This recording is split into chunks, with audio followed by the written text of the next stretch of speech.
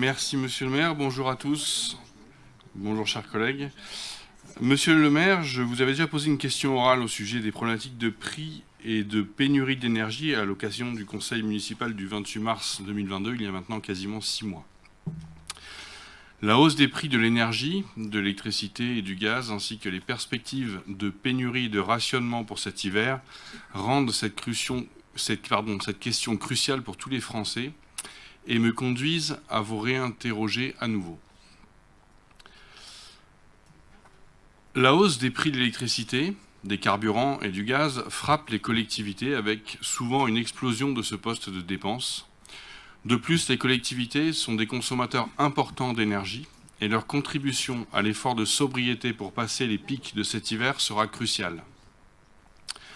Beaucoup s'organisent pour tenter de réduire leur consommation et les coûts de la facture énergétique en mettant en œuvre des solutions pour y répondre. Sur cette question qui remplit plus que jamais l'actualité, que fait la ville de Grenoble ? Au moment où nous vous adressons cette question orale, le jeudi 15 septembre, vous n'avez, à notre connaissance, pas communiqué sur ce que vous envisagez de faire.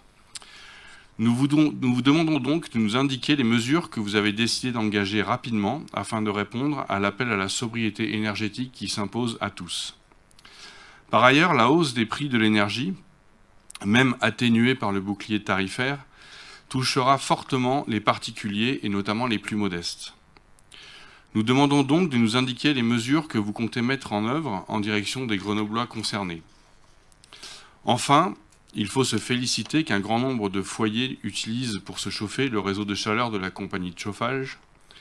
Celui-ci se développe depuis 60 ans et augmente constamment la part d'énergie renouvelable et de récupération de son mix énergétique. Celle-ci représentait en 2021 77,3% du mix énergétique. L'objectif est d'atteindre 85% d'énergie verte en 2022 et 100% en 2033. Grâce à ce mix énergétique vertueux, l'impact sur les factures devrait être atténué, mais nous vous remercions de nous indiquer les éléments dont vous disposez permettant de nous rassurer sur les évolutions, même minimes, des tarifs d'énergie facturés par la CCIAG. Nous vous remercions également de nous donner les éléments en votre possession concernant les évolutions tarifaires de GEG. Enfin, je vous avais demandé lors de ma précédente question orale d'instaurer un suivi régulier de la situation par la mise en place d'une commission dédiée rassemblant toutes les sensibilités du conseil municipal. Je vous renouvelle ce soir ma demande, ou cet après-midi.